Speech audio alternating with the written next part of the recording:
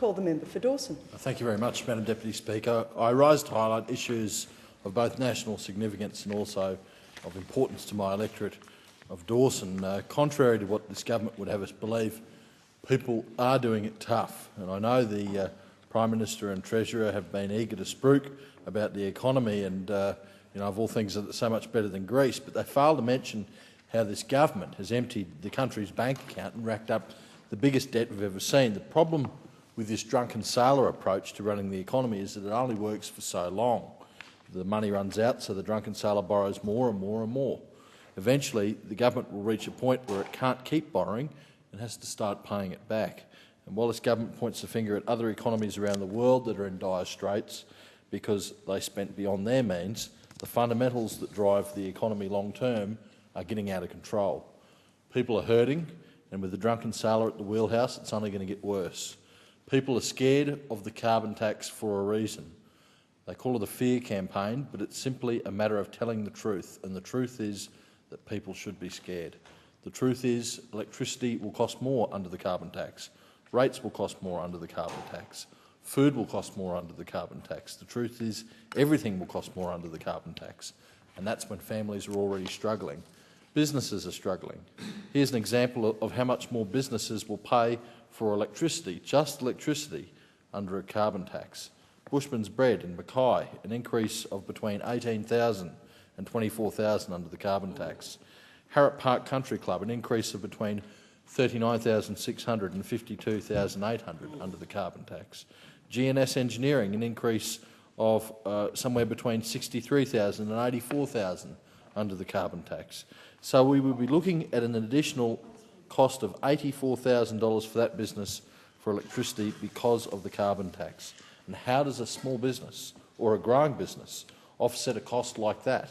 Because businesses in my electorate have already told me they're going to have to look at cutting back on staff. Alternatively, a business could do as the Prime Minister suggested last year when she said about the carbon tax, it has price impacts, it's meant to, that's the whole point. If you put a price on something, then people will use less of it.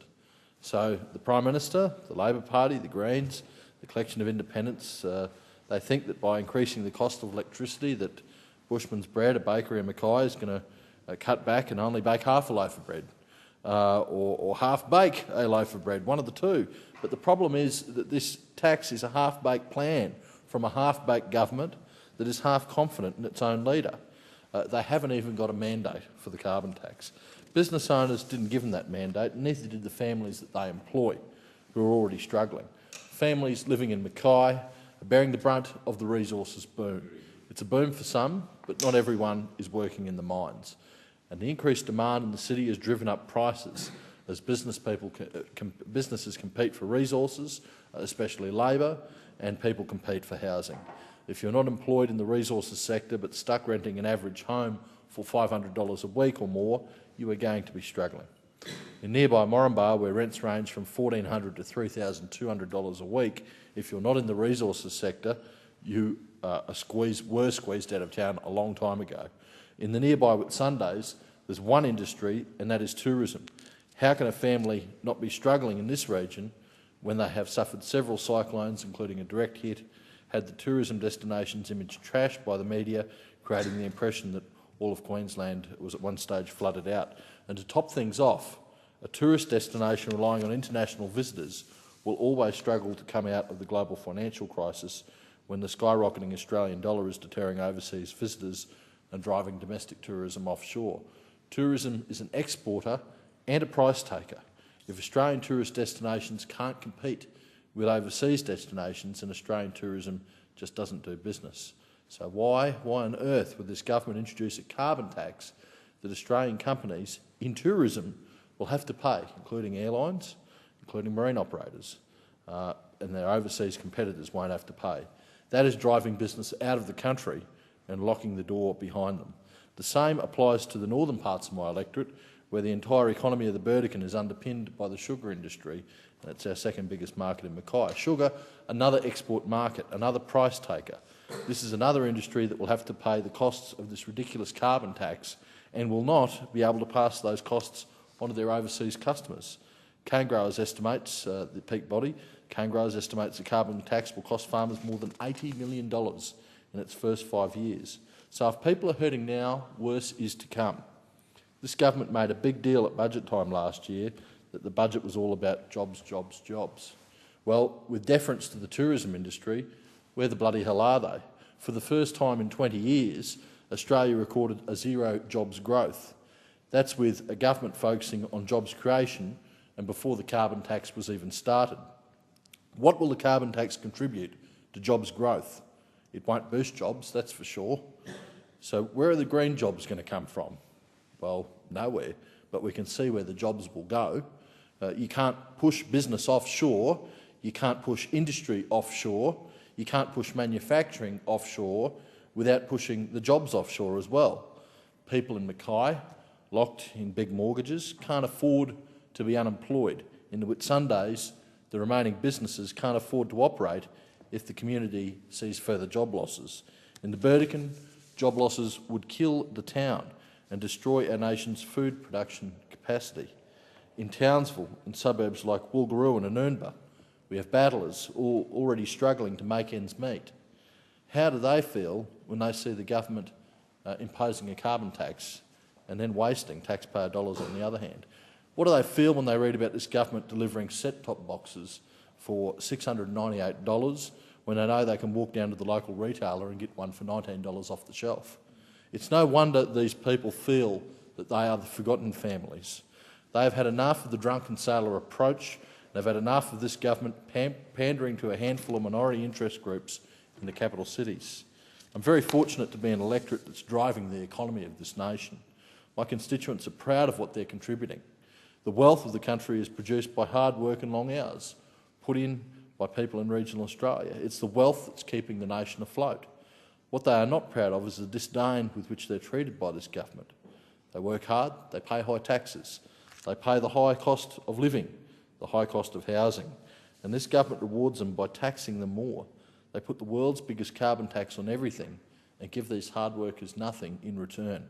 There's no compensation for people working in the resource industry, regardless of how hard they work or the fact that their real disposable income is often lower than that of capital city families who receive compensation.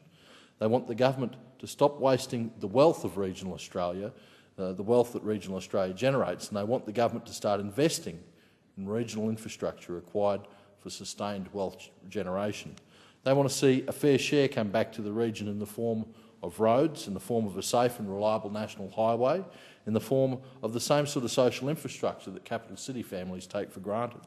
Within the electorate of Dawson, one of our most serious concerns is the condition and safety of our road network, a network badly damaged during a summer of natural disasters. And again, this summer there's been a lot of heavy rain in the north. I've spoken already in this place about local roads and how federal funding's needed. Peak bodies and government departments at local and state level all agree that local governments only have enough money for asset replacement in their current funding levels. They simply don't have the money for capital investment in infrastructure and don't have the ability to keep slugging ratepayers to raise that funds. So how do we build new roads? How are we to reconstruct poor and dilapidated roads and roads damaged by heavy traffic associated with the mining boom in my region? Ratepayers can't continue to be slugged with their rates. There's only so much money that each household has to contribute. We need to have a decent offer on the table from the federal government's roads funding program, Roads to Recovery. And I don't care which colour of politics is in power, I will always be an advocate in this House for a minimum of $1 billion a year to go to the Roads to Recovery program to fund some of these roads. In addition to local roads, we have the Bruce Highway, which was described by an RACQ spokesman last month as the most dangerous of national highways in the country, and at about 40 deaths a year on average, it's a serious issue the government needs to step up and improve. And so it's not just a matter of safety, it's a matter of reliability. Just within my electorate, the Bruce Highway has flood-prone sections that impair industry for frequent and prolonged periods. We've got the Gaganga Plains, which cut the airport off from the tourism area of the Whitsundays. Today, flights in and out of the Whitsundays are actually cancelled due to a flooded Bruce Highway. We've got Sandy Gully up near Bowen. A brief shower can stop workers from getting to the multi-billion-dollar project in the north, Abbott Point. We've got Yellow Gin Creek just before the Burdekin, which is regularly flooded, cutting off access to Townsville. We've got the Horton River Bridge, a small and unsafe bridge without any proper guardrails. One area where the Bruce Highway does have difficulty also is in Mackay due to traffic congestion. In addition to local traffic and highway traffic, we have an increasing number of trucks accessing the industrial hub and the port. We have a state government that's waited far too long to address the issue of connecting the north side residential areas with the south side and the western employment areas. Now that upgrades have been made on some bridges, we still see congestion. The combination of a ring road and a river crossing to connect the port with the industrial centre while bypassing the city will make the task of getting to work and getting things done a lot easier. It'll free up other routes for more productive purposes. It'll be faster, more efficient and more productive. And I note with interest that the local state Labor member from Mackay, Tim Mulherron, recently said his idea for a ring road would be a connector from the northern beaches of Mackay to the south side industrial area. Well, they say imitation is the greatest form of flattery because yours truly came up with the concept 18 months ago and put it out publicly after a discussion with the local Mayor Col Meng. They made it public during the election campaign. Maybe that's why the Leader of the House was looking at my website a few weeks ago, searching for more ideas. I can only guess that he got on Google and typed in how to fix the Bruce Highway to find my Fix the Bruce campaign. And some advice for those opposite and the Leader of the House: stay tuned. For their information, the Fix the Bruce campaign will start in April, and we'll be encouraging the community to nominate areas on the Bruce Highway that needs upgrading and to contact the Federal Treasurer about funding it. It has become clear that the state Labor government and the federal conglomerate government is incapable of prioritising work. But we'll compile information and use it when it comes to funding priorities when this government is sent to the naughty corner at the next election. While the state government has a main roads minister who wouldn't know a ring road from a ring hole, a minister too busy putting his left foot in and putting a press release out to fix potholes, the Liberal National Party in Queensland and the Federal Liberal National Coalition has been putting together a plan. If that's their vision for the highway, they must have binoculars, because they are leaving things up, with the state government and their 10 to 20-year time frame. They're leaving this up to a decade to be addressed or more, knowing that they'll be long gone from government by then and a long time from being in government again. And we can't wait a decade. We certainly can't wait 2 decades for stuff to get fixed. We need to fix on the Gaganga Plains now. On Sandy Gully, we need to fix now. On Yellow Gin Creek, we need to fix now. We need the Horton River Bridge fixed now. We need a fair share return to the region so we can continue to produce the nation's wealth. The people of Dawson also need the social infrastructure, and they deserve it now. Just the ones promised during the election campaign would actually be a good start.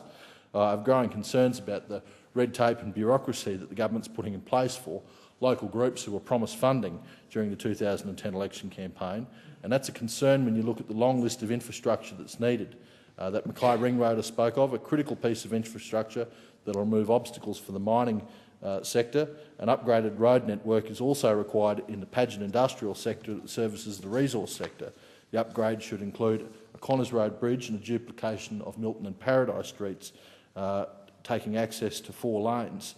But infrastructure is more than just industrial needs. Social infrastructure can't be forgotten either. Both of these projects were outlined as priorities by Mackay Mayor Col Meng, the Ring Road and the Paget upgrade, when he recently outlined his wish list for the region with the state election there.